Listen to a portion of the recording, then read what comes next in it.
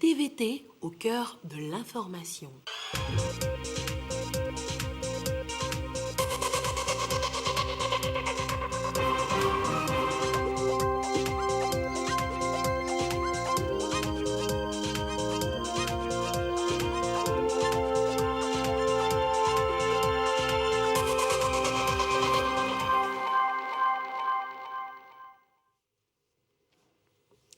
Heureuse de vous savoir nombreux au rendez-vous du journal sur la télévision togolaise. Madame, Monsieur, bonsoir.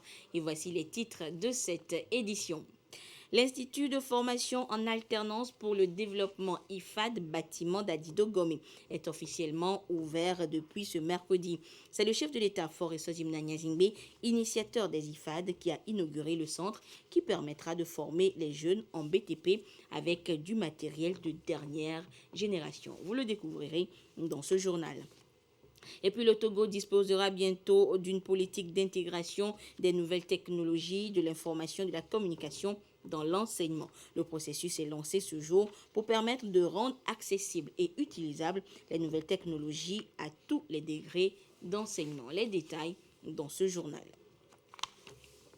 Voilà donc pour les titres.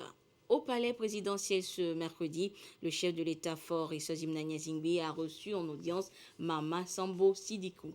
Il est le secrétaire exécutif du G5 Sahel. Ensemble avec le chef de l'État, ils ont discuté de la situation sécuritaire dans le Sahel, fait le point de la mission dans cette zone et exploré les pistes de collaboration possibles pour une paix durable. Monsieur Sidikou est au micro de Ramdan Bassina.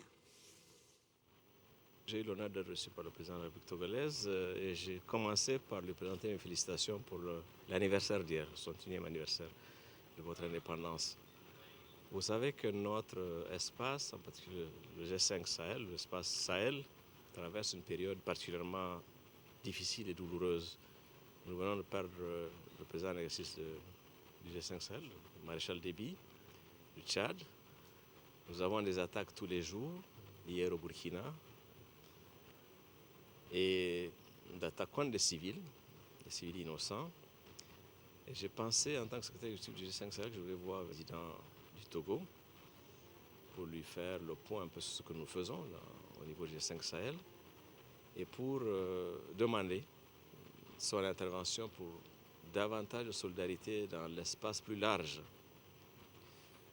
Donc je lui ai expliqué ce que nous faisons, je lui ai expliqué les contraintes que nous avons. Et nous avons exploré les pistes possibles de collaboration entre le G5 Sahel et le Togo. Et le Togo, oui, mais aussi tout ce qui sont à l'initiative d'Accra, comme le Ghana et autres. Mais au-delà, nous avons parlé évidemment de la perte du maréchal Déby. Nous observons ce qui se passe au Tchad. Nous espérons que nos frères tchadiens vont se retrouver assez rapidement pour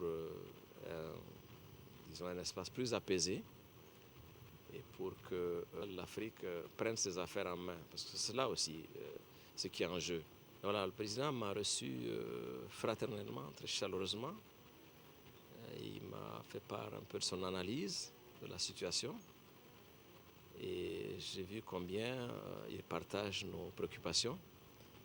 Et je suis sûr que dans les semaines, les mois à venir, vous verrez qu'il y aura beaucoup plus d'initiatives dans notre espace d'une façon générale pour mutualiser nos efforts également. Si nos efforts sont mutualisés au niveau des idées, au niveau des initiatives, au niveau des moyens, il n'y a pas de raison que nous ne trouvions pas les solutions à nos problèmes. Je vous l'ai annoncé en titre, l'IFAD bâtiment est fin prêt. Le centre va former des jeunes dans plusieurs filières du bâtiment. La formation professionnelle et l'insertion socio-professionnelle obligent. Et c'est le chef de l'État, Faure Sozimna Nyazingbe, initiateur des IFAD, Institut de formation en alternance pour le développement, qui a inauguré ce mercredi le 10 centre. D'abord, l'ambiance de son arrivée dans l'enceinte de l'IFAD bâtiment à Adido Gomé.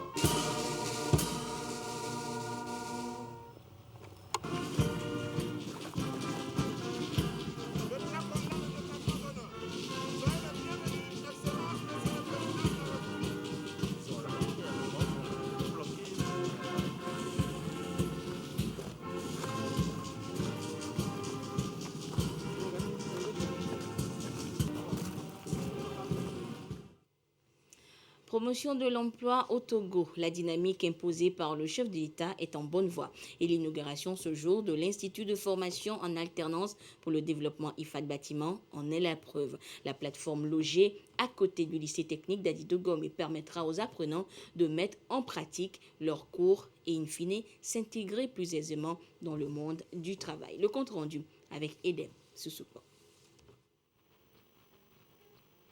D'ici à 2 mois, l'Institut de formation en alternance pour le développement IFAD Bâtiment va accueillir ses premiers apprenants. L'initiateur des IFAD, le chef de l'État Faure Sozimna Singbe, ouvre les portes de ce complexe qui va former des jeunes au métier du bâtiment.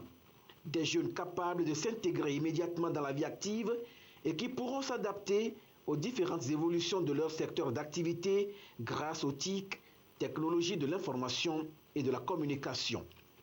Au sortir de cet institut, ils deviendront des ressources humaines qualifiées, prêtes pour le marché de l'emploi, acteurs de développement donc. Pour la première année, 140 apprenants occuperont les locaux de cet institut. L'IFAD qui a été inauguré est destiné à la maçonnerie, la métallerie, la menuiserie, le coffrage, l'électricité, bâtiment, la plomberie, les métiers de finition tels que les carreaux, les peintures. Et donc, les jeunes Togolaises et Togolais seront formés au bac professionnel ou au CAP professionnel et également un peu plus tard au BTS. La particularité des IFAD ici, c'est que c'est une formation en alternance, à savoir que les apprenants vont aller à l'école sur le campus, mi-temps dans les salles de cours et mi-temps dans les ateliers, mais également pour moitié du temps, les apprenants seront dans les entreprises, d'où le partenariat que nous avons noué avec le Conseil national du patronat. Nous allons démarrer très bientôt avec 8 formations et il y a également 7 autres formations au début de l'année 2022. L'IFAD Bâtiment est situé dans l'enceinte du lycée technique d'Adi Dogome. Le président de la République, Faure Sozimna Singbe, a voulu que la formation dans les IFAD soit conçue dans une dynamique nouvelle entre le secteur de l'éducation et celui du monde du travail. Le but est de répondre avec pertinence aux besoins en ressources humaines qualifiées. Ce partenariat public-privé est bien apprécié par le patronat. Nous reconnaissons dans ce échafaudage de l'environnement de fonctionnement de l'Institut, le secteur privé sera fortement impliqué et c'est ici l'occasion pour nous de rappeler aux professionnels leurs responsabilités pour le succès de ce joyau. Rappelons en passant que notre organisation patronale se soucie particulièrement de ce secteur et a déjà entamé des contacts pour renforcer les compétences des acteurs de ce secteur dans les domaines du coffrage et de l'entretien routier. De mise en place des IFAD puisse être accélérée en tirant leçon de l'expérience acquise avec ceux déjà installés, afin de tenir dans le calendrier retenu pour la création des IFAD. Pour les jeunes, tout comme pour les adultes soucieux de leur performance pour les compétences en BTP, nous voudrions les inviter à se mobiliser et à profiter de façon constructive au succès de ce projet. Le gouvernement change totalement de paradigme et veut que les IFAD deviennent une chance de réussite pour la jeunesse. Une jeunesse qui peut contrôler son environnement et maîtriser son propre destin grâce à une formation technique et professionnelle orientée vers la compétence. Excellence, Monsieur le Président de la République, quand le bâtiment va, tout va, dit-on. Les IFAD doivent ainsi devenir pour notre jeunesse, pour toutes et pour tous, une chance d'apprendre et une chance d'être en contact avec le monde professionnel. Avec les IFAD et par les IFAD, nous bâtissons le Togo d'aujourd'hui et de demain. Un Togo épris de progrès, d'innovation, d'agilité et d'égalité devant les problématiques de la formation, de l'employabilité et du chômage.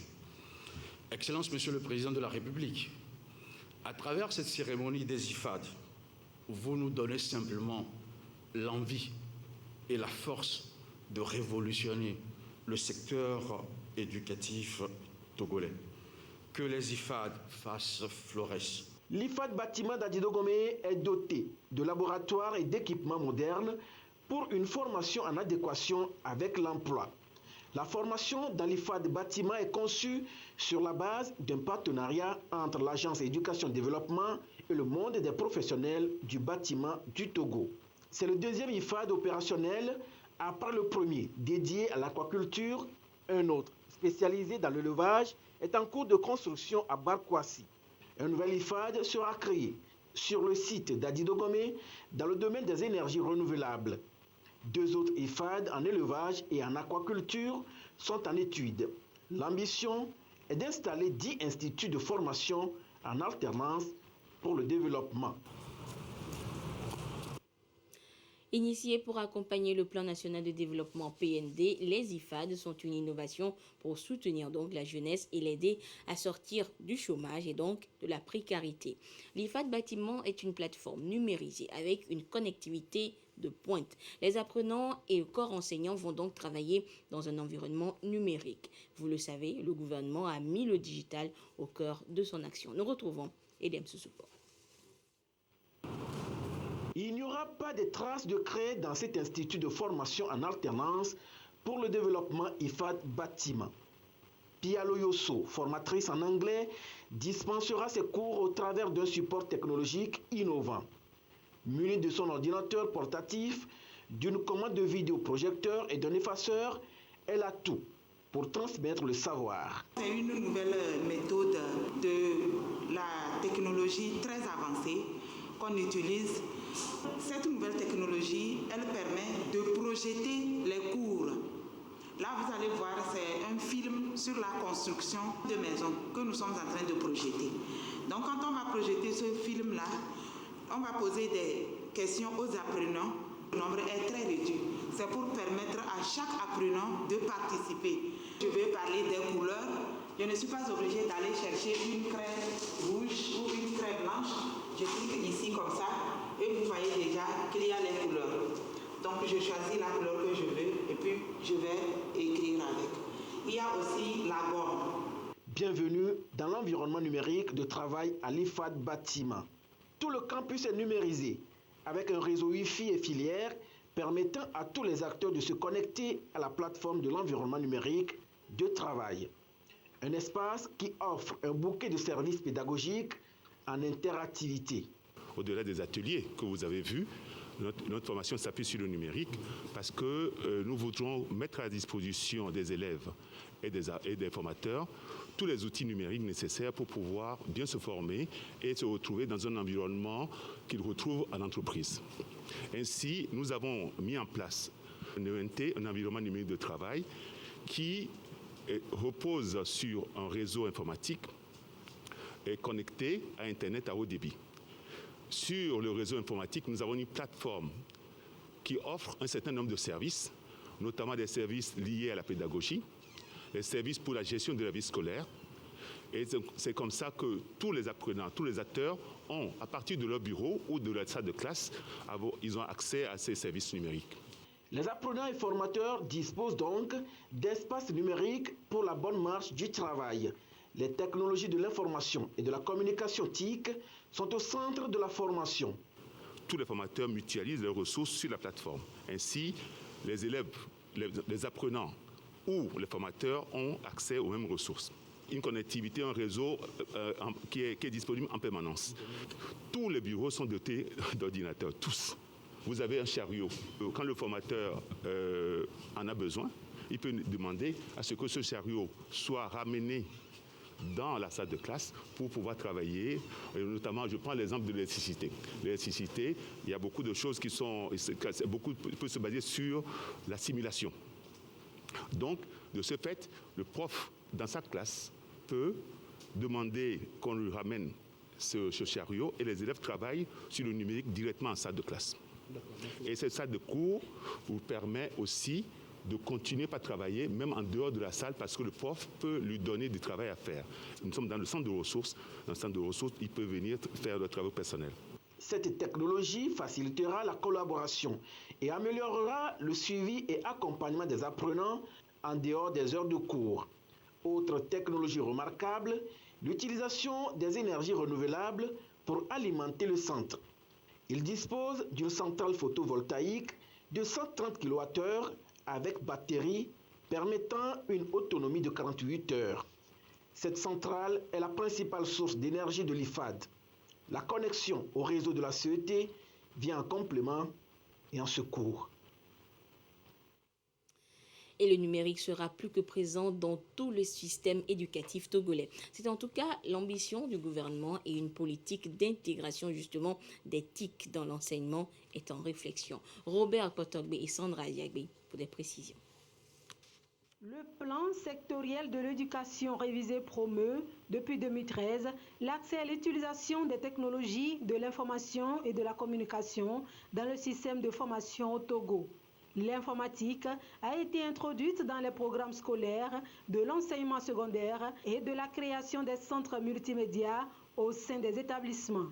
Sur le terrain, des initiatives ont été prises et réalisées. L'enseignement technique a eu à développer un environnement numérique de travail. L'enseignement supérieur a fait des expérimentations d'enseignement à distance pour certains groupes. Il est urgent de mettre en place un document de politique pour harmoniser toutes les initiatives, pour fixer la vision, pour fixer les objectifs stratégiques et coordonner toutes les actions en vue donc d'atteindre les objectifs de dématérialisation des enseignements, les objectifs de numérisation du service éducatif qui sont des objectifs très importants aujourd'hui. Et il faut maintenant une vision. Et donc c'est cette politique-là qui doit porter la vision et les axes stratégiques nécessaires qu'il faut suivre. Qu'est-ce que le pays veut en matière d'éthique dans l'éducation. Sur la base donc de ça qu'on va élaborer maintenant un plan d'action et c'est ce plan d'action-là que l'UNESCO va aider à accompagner. L'élaboration de la politique nationale d'intégration d'éthique dans l'enseignement, les manières profitables de leur utilisation, tant pour l'enseignant que pour l'élève. Les jeunes l'utilisent d'une mauvaise manière parce qu'on ne les amène pas à découvrir les avantages, à découvrir la bonne utilisation de ces outils. Donc la politique va tracer les voies pour qu'on leur montre comment mieux utiliser les réseaux sociaux, comment mieux se servir d'Internet pour apprendre, pour réussir les examens, pour préparer les examens, pour préparer leur avenir. C'est une politique mise en place conformément aux ODD 4 qui vise à assurer l'accès de tous à une éducation de qualité et de promouvoir les possibilités d'apprentissage. Et déjà, la Banque d'investissement et de développement de la CEDEAO-BIDC soutient l'initiative. Elle vient d'offrir un important lot de matériel informatique au ministère des Enseignements primaires et secondaires. Matériel réceptionné par le ministre Dodi Kokoroko. Le compte rendu avec Christine Pichekalode. Du matériel informatique offert au ministère des Enseignements primaires, secondaires, techniques et de l'artisanat. Un geste de la Banque d'investissement et de développement de la CEDEAO-BIDC qui vient en soutien aux efforts de promotion de l'éducation pour tous et de qualité. La BIDC attache une importance particulière à l'éducation qui ne doit pas être prise à la légère parce que c'est le moteur de tout développement dans tout pays. Cet accompagnement de la BIDC est un signe d'une nouvelle ère de collaboration et d'une coopération agissante entre les deux partenaires. Au-delà du don, c'est un partenariat qui est ici célébré selon le ministre Dodi Kokoroko. Vous intervenez ce jour par ces dons dans le cadre de la responsabilité sociale de votre banque. La grammaire partenariale du ministère des Enseignements primaires, secondaires, techniques et de l'artisanat s'enrichit ce jour avec la BIDC. Au-delà de ce qui nous est octroyé ce matin, nos institutions ont des lignes budgétaires pour s'équiper en outils informatiques. Alors, le vrai glissement et la vraie portée de cette cérémonie, c'est un partenariat que nous célébrons. Et ce partenariat met en lumière l'Université de Lomé. Nous avons un centre d'excellence en aviaire que nous appelons communément le CERSA. Et je peux vous assurer que les ambitions qui sont les nôtres au-delà des volets formation, éducation, l'université de Lomé se doit d'être une véritable entreprise. Et à ce titre, dans le secteur avicole, c'est la BIDC qui entend accompagner l'université de Lomé pour développer un véritable centre aviaire. L'éducation occupe une place importante dans le plan national de développement. Les axes stratégiques de ce plan, selon le président de la BIDC, font partie de ces domaines d'intervention. Le président de l'institution communautaire a réaffirmé son engagement à accompagner le Togo dans ses différents projets de développement. Cette question à présent, quels sont les effets et impacts de la crise sanitaire liée à Covid-19 sur le secteur éducatif au Togo? Eh bien, la réponse réside dans un rapport d'analyse de données que les responsables de l'éducation, justement, sont appelés à valider cette semaine. Il est question pour eux de s'en imprégner pour mettre en place des actions correctives pour la réussite de l'année académique en cours en dépit de la crise sanitaire. Marie-Reine Abeta et Komo Poyode pour des précisions. Selon ce rapport, la crise sanitaire Covid-19 a engendré des abandons des élèves aussi bien dans le primaire que dans le secondaire au Togo. Les effectifs ont donc chuté à la réouverture partielle des classes.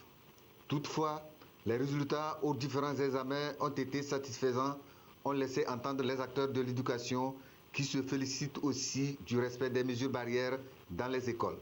Au primaire, on retient environ 3% des élèves qui ne sont pas revenus. Au lycée, c'est dans l'ordre de 1% qui ne sont pas revenus.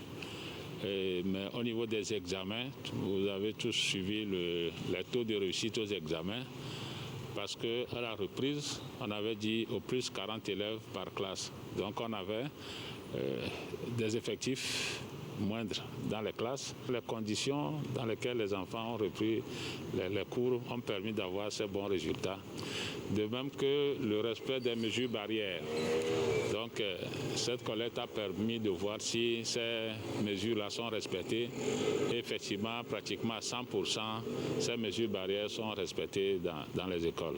Ce qu'il y a lieu de faire, il y a une dernière partie qu'on est en train de faire, c'est l'évaluation des apprentissages des élèves pour voir un peu est-ce que les enfants n'ont pas perdu certaines connaissances, certaines notions quand ils sont restés à la maison pendant les 3 mois-là.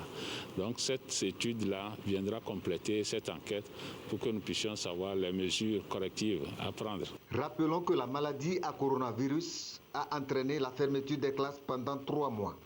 Cette crise sanitaire mondiale qui continue de sévir impose des actions saines pour une éducation réussie. Cette rencontre d'études et de validation se tient grâce à l'appui financier de l'UNICEF. Et que dire alors de l'enseignement technique et de l'artisanat? Eh bien, le ministre délégué Kéoudin veut le découvrir, raison de sa tournée à travers le pays. Et à Dapan, il a posé le diagnostic avec les responsables d'établissements publics et privés et ceux des chambres de métiers. Depuis Dapan, la correspondance de Chaz Nampaga. Le ministre délégué en charge de l'enseignement technique et de l'artisanat, Odin Ekekoku, pose ici le diagnostic de son département avec les responsables des établissements publics de l'enseignement technique de la région des Savanes. Accès et participation, qualité et pertinence des offres de formation, organisation institutionnelle et gouvernance, visibilité, attractivité et employabilité, ainsi que le financement sont les faisceaux à travers lesquels s'est fait l'état des lieux.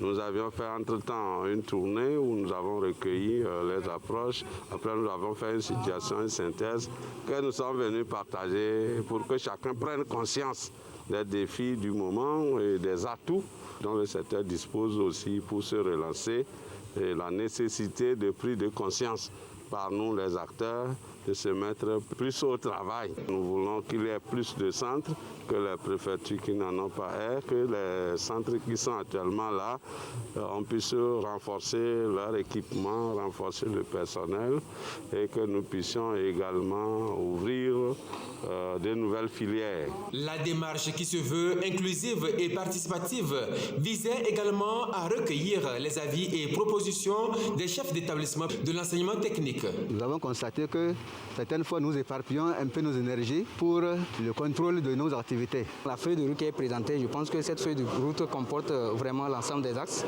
qui va permettre d'ici 2025 une amélioration de la qualité de la formation. Il nous a apporté beaucoup de choses, par exemple la journée de l'artisanat. Il y a aussi le projet des vitrines que le gouvernement programme dans chaque région pour la visibilité de nos produits. L'autre temps fort de ces assises est cette cérémonie de remise de 1422 fascicules aux établissements publics et privés de l'enseignement technique de la région des Savanes pour améliorer l'offre de formation.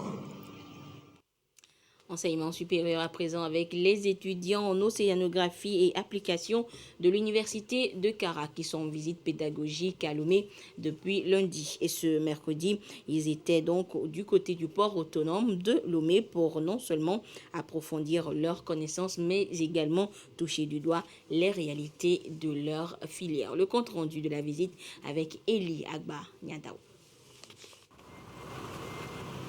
Les étudiants en océanographie et application de l'université de Kara au port autonome de Lomé.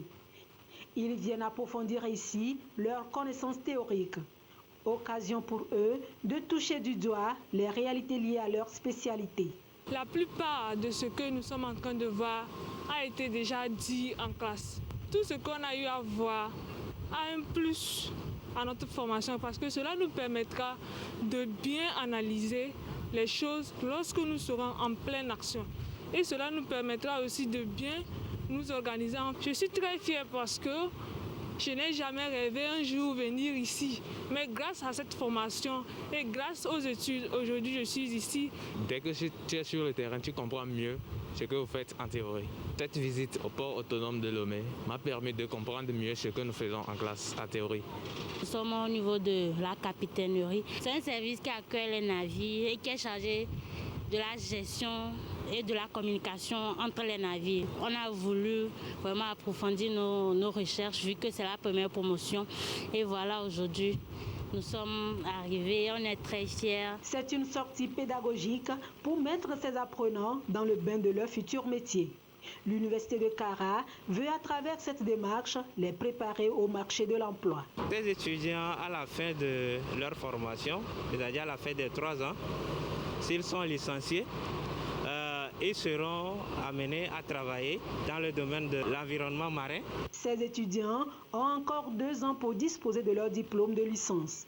Après cette visite du port autonome de Lomé, ils retourneront dans leur filière avec les éléments pratiques. La SECNA, la direction de la météo, la direction de la pêche et de l'aquaculture et Lomé Contenable Terminal sont entre autres endroits au programme de cette sortie pédagogique.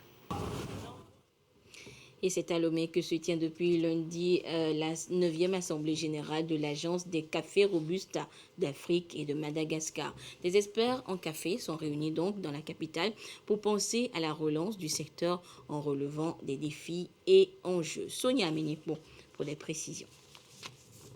Quel avenir pour les cafés Robusta après la pandémie de la Covid-19 ? Les réflexions portent sur cette thématique à cette réunion régionale sur les cafés Robusta africains. À Lomé, les acteurs de la filière venus d'Afrique de l'Ouest, du Centre et du Madagascar échangent sur les défis auxquels le secteur fait face en vue de trouver de meilleures propositions pour une stratégie harmonieuse de sa relance. Dans la chaîne de valeur, c'est surtout les producteurs qui sont le maillon faible et la pandémie a encore de nouveau aggravé la situation. Il nous appartient de réfléchir sur comment accompagner ces producteurs. Non seulement ça, réfléchir sur comment faire face à l'avenir à cette situation. Alors, il faut naturellement continuer à promouvoir la consommation locale.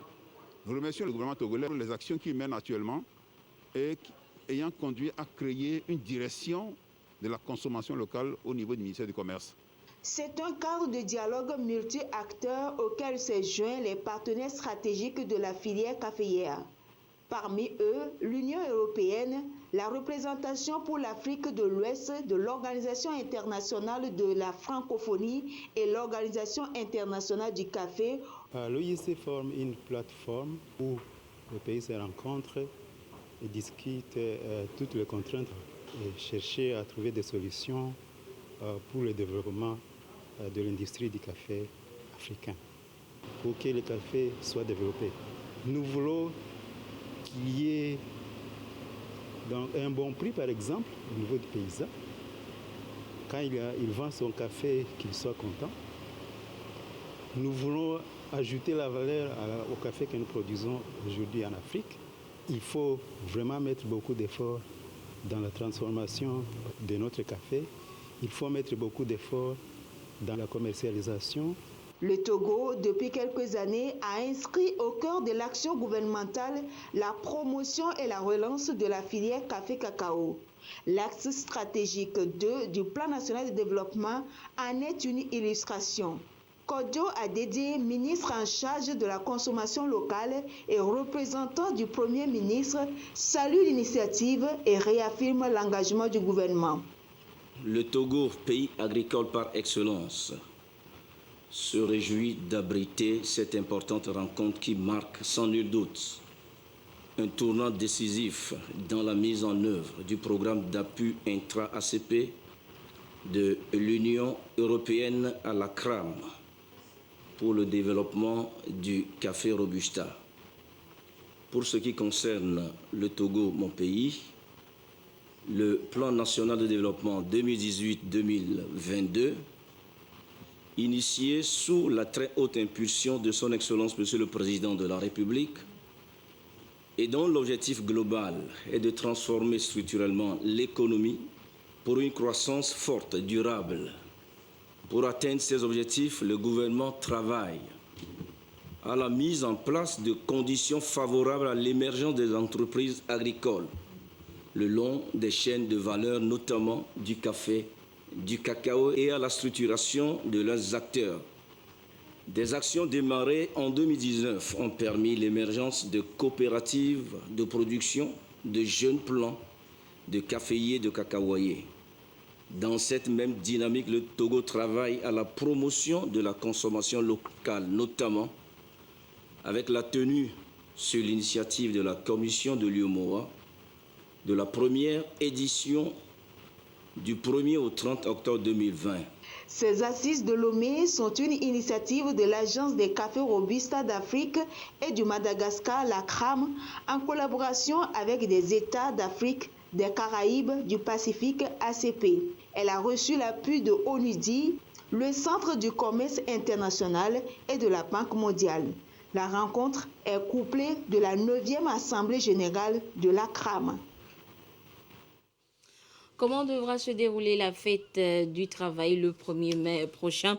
Aucun communiqué du gouvernement pour l'instant, mais la coordination nationale de riposte contre la COVID-19 prévient la population qu'il n'y aura pas de grande célébration. C'était la principale information donc ce mercredi à l'hebdomadaire conférence de presse de la coordination. Le compte rendu avec Dodo Waré. La cession du Togo à la souveraineté internationale célébrée dans la sobriété, il en sera de même pour la fête des travailleurs. Il y a de fortes chances que les défilés, les regroupements et célébrations de grande envergure en lien avec le 1er mai soient soumises aux mesures et restrictions sanitaires en vigueur dans le pays. D'après la coordination, le communiqué du gouvernement sur le sujet ne va pas tarder. Nous avons reçu des informations selon lesquelles des personnes seraient en train de préparer activement la fête des travailleurs le 1er mai. Ce communiqué va permettre de rappeler à la population qu'il faut respecter les mesures barrières. Comme l'année dernière, cette célébration se fera dans des conditions fixées par le gouvernement. Ceci afin d'éviter des contaminations pendant cette période. Tout contrevenant sera sanctionné selon la loi. Nous saluons le civisme de la population togolaise qui a célébré le 61e anniversaire de l'indépendance dans une sobriété en phase avec la dure période que nous vivons actuellement. Et je pense que c'est seulement avec de la discipline que nous remporterons le combat entamé depuis plus d'1 an contre cette pandémie. Les chiffres de contamination ont considérablement chuté. De 1000, les cas positifs ont basculé à 396 la semaine dernière et à 274 cette semaine. Une stabilisation certes, mais le Togo est loin d'être tiré d'affaire.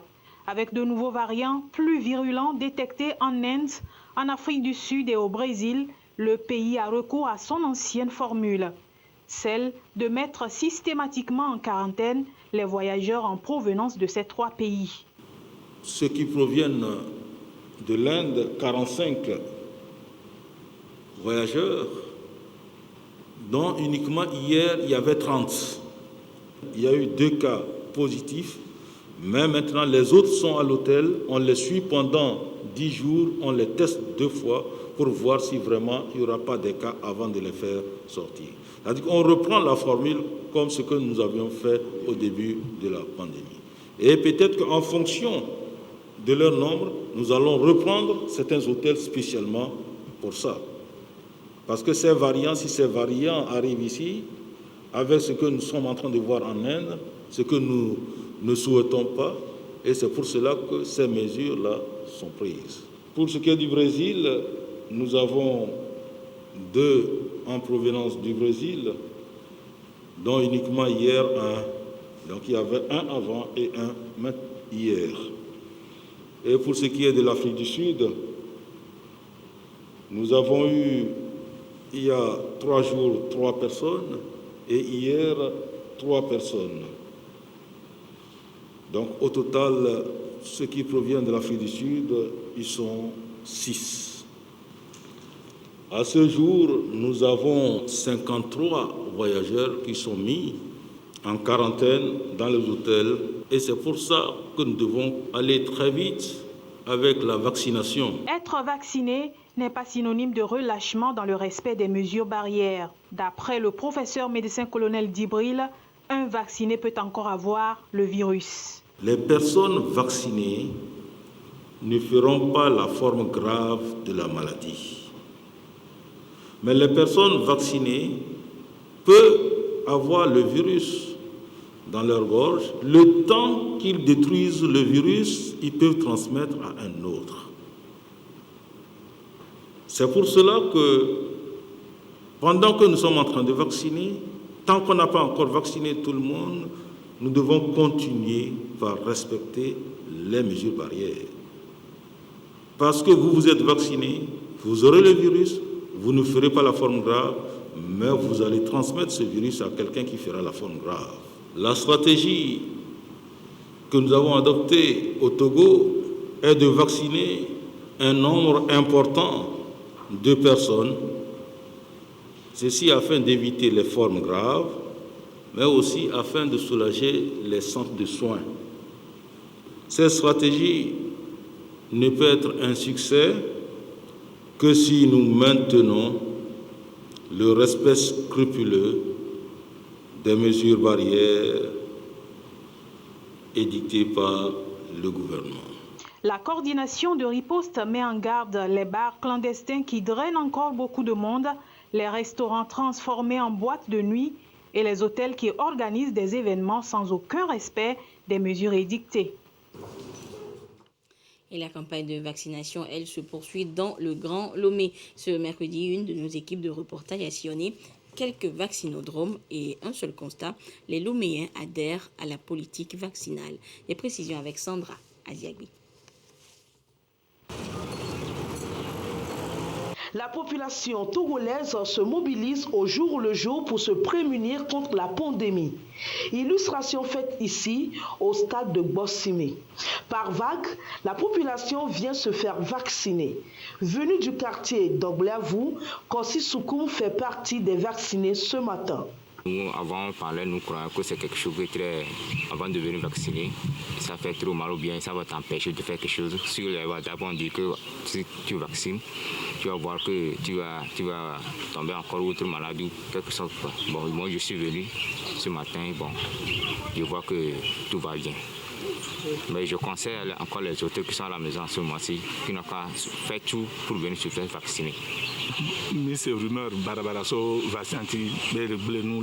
On a appris beaucoup de choses négatives sur les réseaux sociaux. C'est ce qui m'a empêché de venir plus tôt prendre ma dose. Mais maintenant, c'est chose faite. Tout ceci pour notre bien. Direction Stade d'Agoué. Ici, tout comme au CMS d'Agoué, jeunes et adultes adhèrent tous à la politique vaccinale de l'État. Une adhésion dont se réjouissent les agents de la santé. Et on s'est rendu compte que malgré tout ce qui se raconte sur les réseaux sociaux, la population a compris que pour être sauvée, il faut se faire vacciner. Ils viennent pour se faire vacciner. Ils ont adhéré à la vaccination. C'est un travail continu jusqu'à 17h, 17h30 pour pouvoir permettre à toute la population, que ce soit fonctionnaire ou pas, de pouvoir passer au temps voulu pour se faire vacciner. J'ai peur de cette maladie. La maladie, elle est là. Ça tue. Dans tous les stades et CMS sillonnés, tout se déroule sous l'œil vigilant du groupe mixte de surveillance anti-Covid-19. Le groupe veille au bon déroulement de l'opération de vaccination. Et à ce jour du mercredi 28 avril 2021, la situation de la pandémie au nouveau coronavirus Covid-19 au Togo se présente comme suit.